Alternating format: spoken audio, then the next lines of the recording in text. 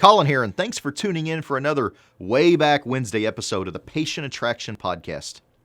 For the rest of the week, I want to take a look at how online reviews play an important role, a critical role, in attracting the patients that you want.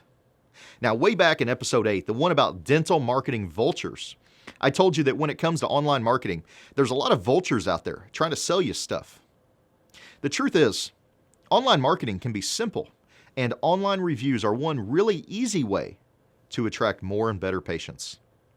Check out this classic podcast that still has strong roots to this day and find out the best way to get your online reviews seen.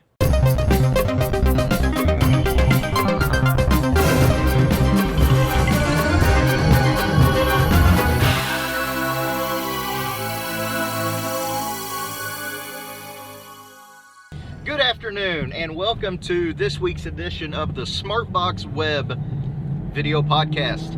I'm your host, Colin Receiver, and on today's episode, we're going to talk about all the bad, scary things on the internet that you need to stay away from as a dentist.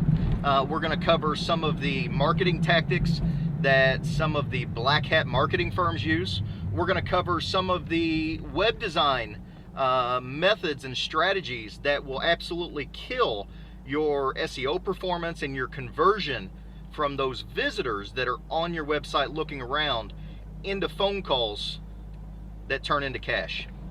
So very quickly, the purpose of these podcasts is to educate you, the dentist, on all the aspects of web marketing so that you can make an educated decision for yourself on, if web marketing is beneficial for your practice and your situation. On today's webinar, I'm going to cover about 10 to 15 points,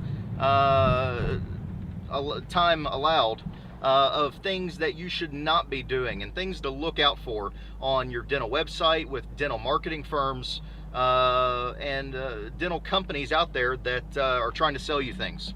So let's jump right in, and I'll start out with two age-old tactics that black hat guys have been using for years and years, and I don't know why they still try to use it, to be honest, because it's been shot down over and over again. Google actually just released their Penguin update.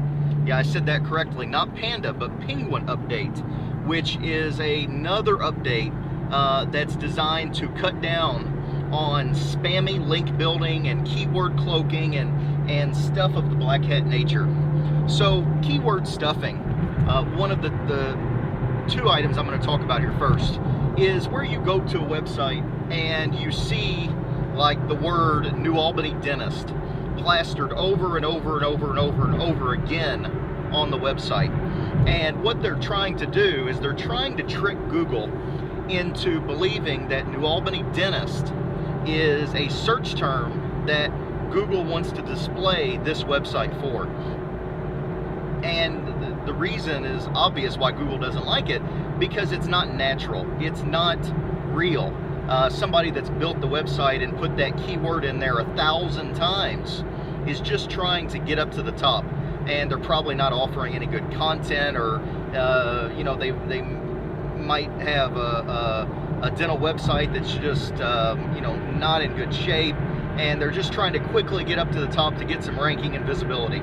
And Google shoots that down every time. Sometimes you even get blacklisted, which we'll cover a little bit later in the presentation in the podcast here. Another big one is keyword cloaking. Now, very similar to stuffing, but cloaking is where it's invisible. There are ways that you can design a website so that you put 1,000 words, 1,000 keywords on the page, but they're invisible to the regular user. And the reason that this is done is, again, trying to trick Google, because when Google is looking at your website, it's a machine. It's not your eyes reading it. And they're trying to trick Google into ranking them again. So keyword cloaking, old tactic, big no-no. It always dies hard. Flash. Everybody loves Adobe Flash. Colors and motion and all kinds of cool effects. Flash is the biggest killer that most dentists think they really love for dental websites. And the reason is threefold. One, no Apple product can read Flash. So if you're looking at this website on an iPad or an iPhone, a lot of mobile devices other than Apple can't read Flash. And the second reason is Google can't read Flash. Yeah, they've made some improvements in recent years that, you know, they can read some of it and not the other, but why would you build a website that Google can't definitively say that they can even read, so that you can be indexed, so that you can be seen at the top of Google? You wouldn't. It's just silly, so don't do it. And the third reason is it kills your conversion ratio. And what that means is a lot of docs that use Flash, you open up their website and it's like this tornado of visual effects and movement and pictures and images and slideshows going back and forth, and it's just insane. And visitors go there and they look at that and they get lost. They go, what am I supposed to click on? I don't even know where I'm supposed to look. There's all this stuff flying around and all this visual motion. And so that, I mean, that's three very compelling reasons never to use Flash. Mobile phones can't read it, Google can't read it, and your users, while they may like it, it does not help what you want them to do, which is turn into paying patients. Another thing that we see a lot of with black hat SEO companies is when they're doing this optimization for you, they're doing this spammy stuff where they push out a bunch of articles to thousands and thousands of sites, and you know, maybe they make these spammy comments on different blogs and all this crazy stuff. But what you need to know as a dentist is that Google is cutting this all out of the equation. If you saw Matt Cutts, Google's head chief of, I don't even know what his official title is. I don't even think he has an official title. But Matt Cutts is you know, chief Tonto over at Google. And he said, he posted a video on his blog a few weeks ago that Google was coming out with an over-optimization penalty for websites. And what that means is, if your website looks like it is over-optimized and it's unnatural, that you have so many links coming into it and so much optimization done, they're going to penalize you. They're going to penalize your website because they know it's artificial. You know, you have to look at this from Google's perspective. They are all about delivering for their customers, and their customers are the people searching. So you've got all of these people that are searching, and what are they searching for? Why are they on Google? Well, they're looking for an answer to their question. They're on Google because they want to find a local business, or they're looking for an answer to a question they need, or a problem they have. So Google's job is to deliver them with a result based on a couple words they type in that fixes their problem or delivers them the business they want, or whatever they are searching for. Google's job is to deliver it. So if Google was to deliver results based on manipulation, more or less, which is you know, basically what over-optimizing your website comes down to. You're manipulating Google into thinking you're better than Google assesses that you are. And Google doesn't think that's best for their customers, for the people searching. It might be because your website doesn't convert. It might be because there's a lot of people that click that little back button as soon as they look at your website. It could be for a number of reasons why Google doesn't think your website is great. But the fact is, over-optimization, they finally figured out a way to identify it, and they're going to penalize you for it. And that's kind of part of what this latest Penguin update is about. They are identifying spammy links. They found an algorithm or a pattern that now they can identify the spamminess and the over-optimization, and now they're going to start penalizing you for it. So they actually rolled that out, I think, April 24th, about a week ago. I was out of town, or I would have posted it on last week's podcast. But yeah, so here we are. You know, the Panda update, the Penguin update. You know, what Google's telling us here is that the Panda update was all about freshness and great content. The Penguin update is removing over-optimization from the equation. You know, you can't just pay your way to the top of Google's organic search anymore. And, you know, the message Google's sending is very clear. They want great content, they want fresh content, and they want content that their readers like, not over-optimized content that you think they'll like. So, you know, that's what dentists need to be looking at going forward, is how can I provide my users with a great experience? How can I provide them with great content? And, you know, optimization is good. Optimization is great, but don't overkill it. So that's the tall and the short on, you know, the Penguin update, the Panda update, over optimization, all that stuff. Let's get on to the next point.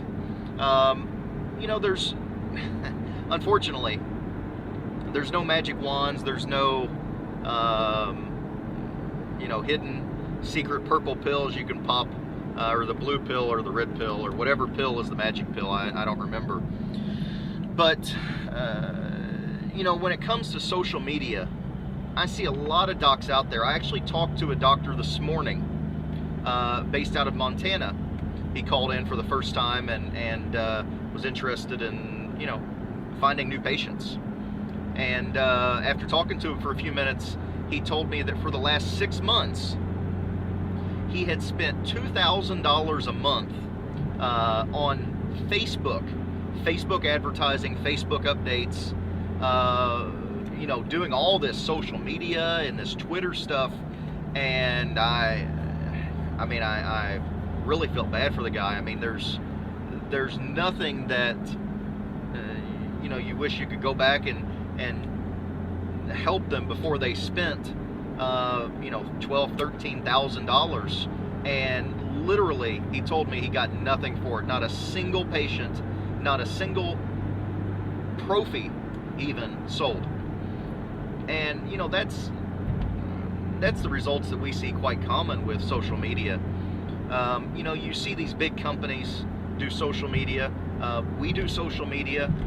We work with, you know, several consultants in the industry, Summit and Big Case Marketing, and some other guys that we do social media with. And on a national level, whether you're a big brand or a small business, you know, we see social media working if you have a national audience. But when you're a local business and you're not Quiznos or Qdoba, and you don't have this, you know, recurring following, actually that was a bad way to say it. You know, Quiznos and Qdoba are national brands. That's why they can successfully do it. But local dentists, local contractors, local plumbers, you know, I've got a friend that's a dentist up in New York, and he has personally been doing his own social media for the past 8 months. And I mean, he posts videos and he posts articles and he makes updates a couple times a day, and he is just on fire with social media. And I hadn't checked in on him in a while. I went to his Facebook page the other day, and after doing this, I mean hardcore, for 8 months, I went to his Facebook page last week and he had 34 followers. 34, no zeros on the end. 34 followers for untold hours of his time for 8 months. And you know, all these social media gurus are going to tell you, well, you know, you got to bet on the come. You got to put in and then you get back. I'm telling you, I've seen guys that have done this for 8 months, a year, 2 years with local businesses.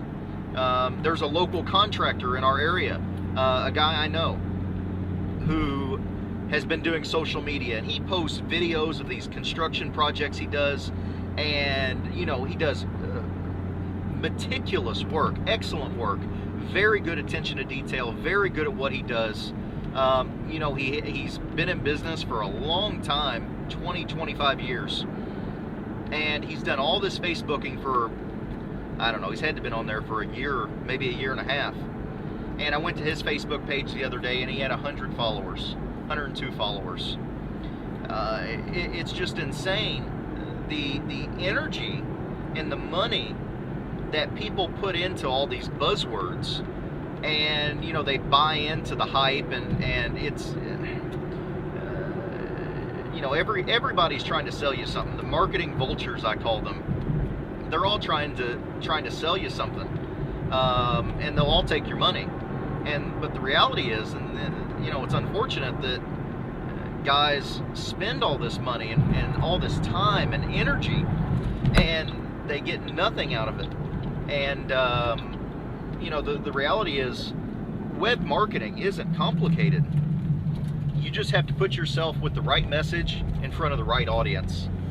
And the reason that Facebook doesn't work for local businesses, the primary reason that no dentist is ever going to find new patients on Facebook is inherent. That's a big pothole. Inherent into the way Facebook works. So for somebody to find you on Facebook or Twitter, they have to know your name and know your business. And if you are going to be able to market to them, to drip to them, they're going to have to follow you or like you or friend you. So you take Joe Plumber, who's got a toothache, and he wants to find a dentist that can fix his toothache. Now, is Joe Plumber going to go to Facebook, search for your name, and when he finds your name, click on friend you or follow you or like you, even though he's never met you before in his life? I don't see that happening. It doesn't happen. The only people that are going to friend or follow or like you on Facebook or Twitter or LinkedIn are your existing patients. Now, yes, you can get some referral stuff going on if you have your existing patients, check in at your office and post reviews to Facebook and all this stuff.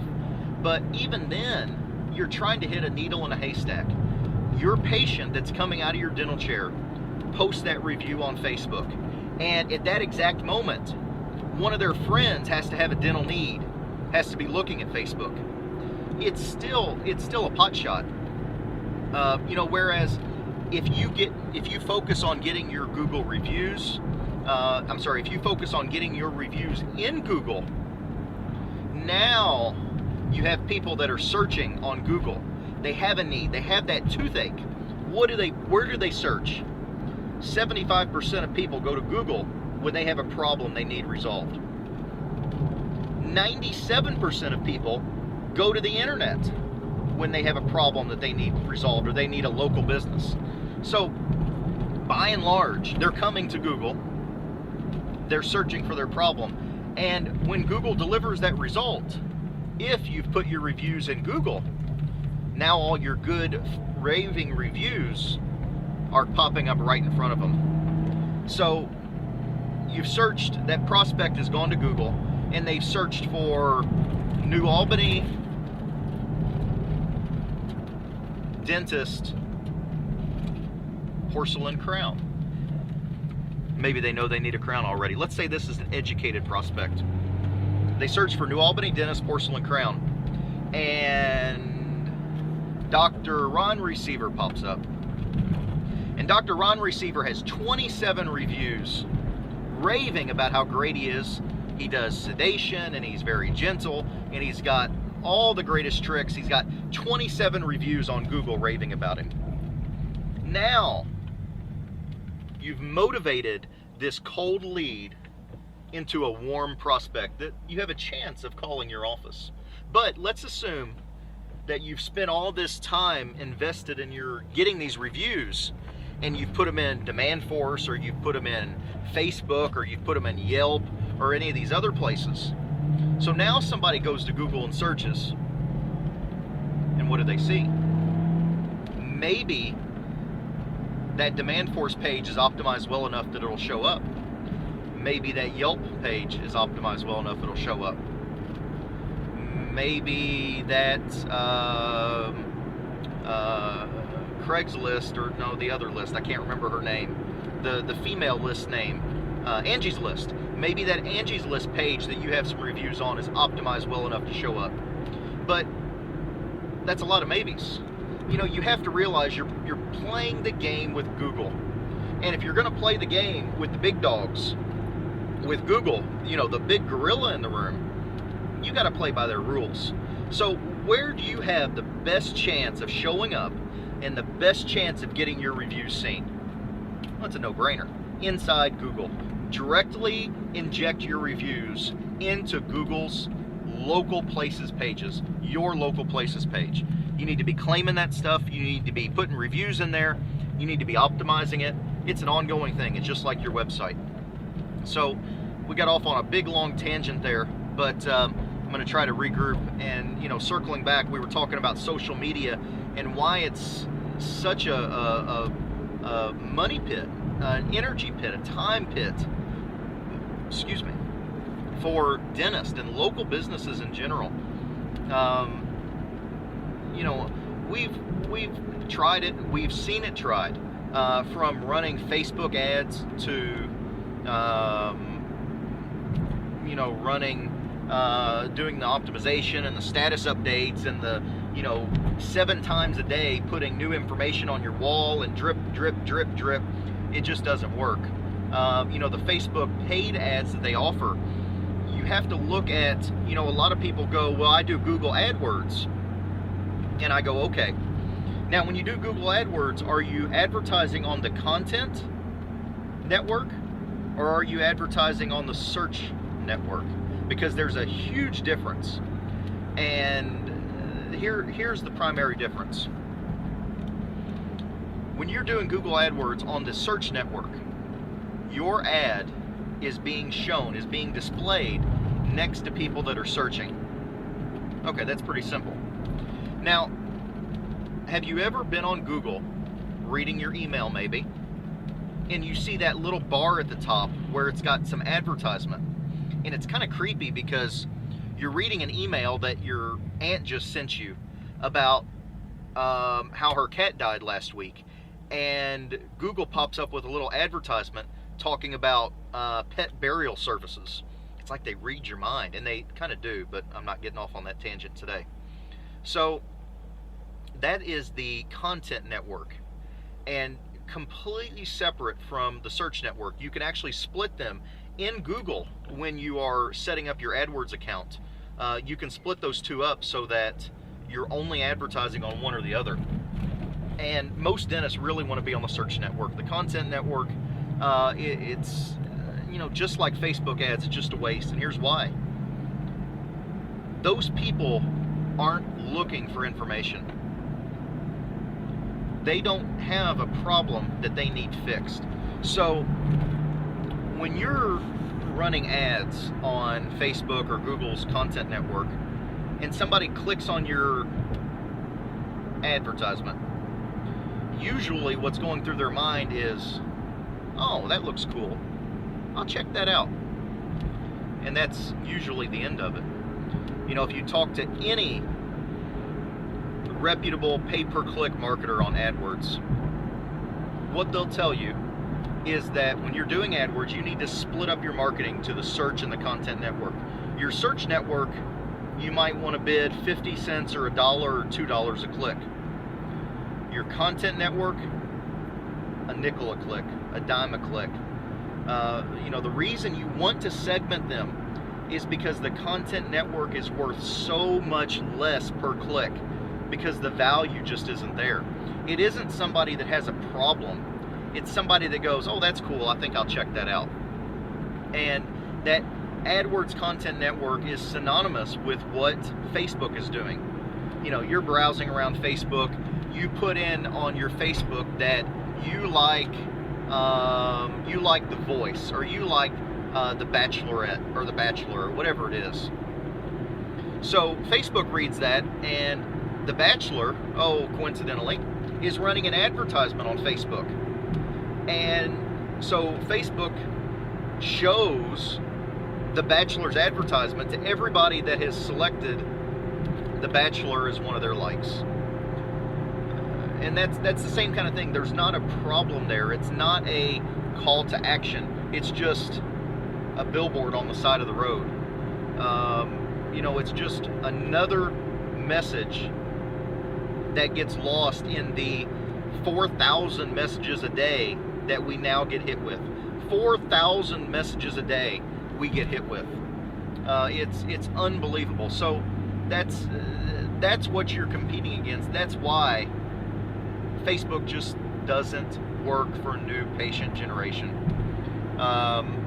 It's just by design. It's not that it's bad. It's just not what it was designed for. Moving on past this social media discussion we've had, I see a lot of dental websites that have no call to action whatsoever.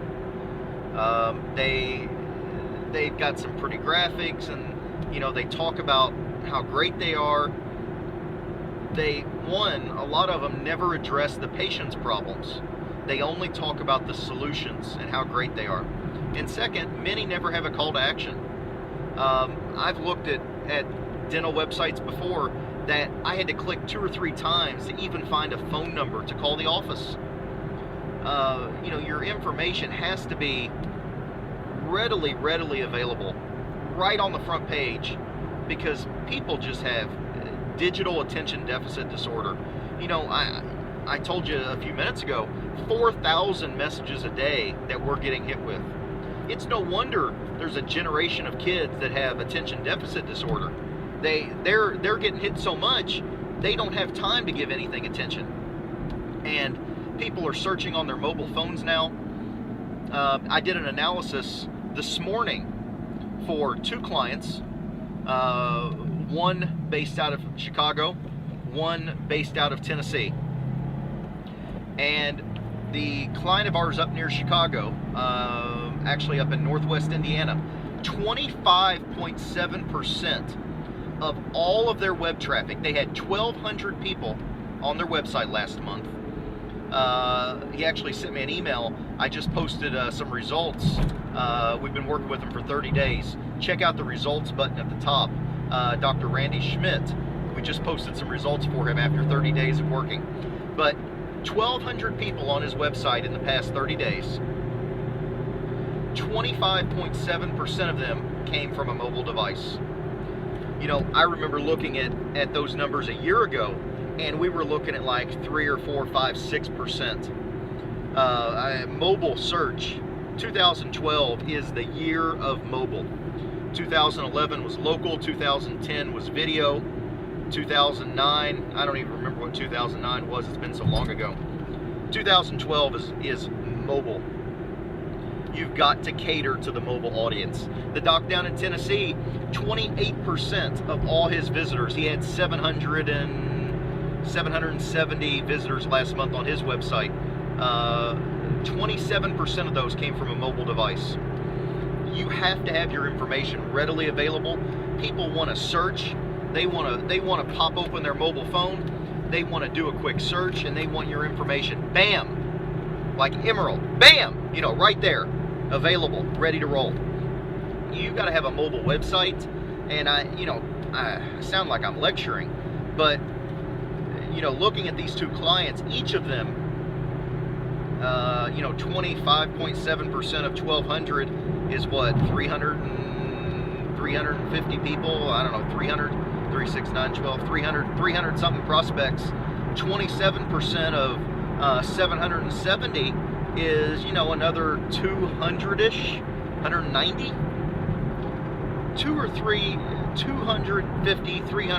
350 prospects of yours a month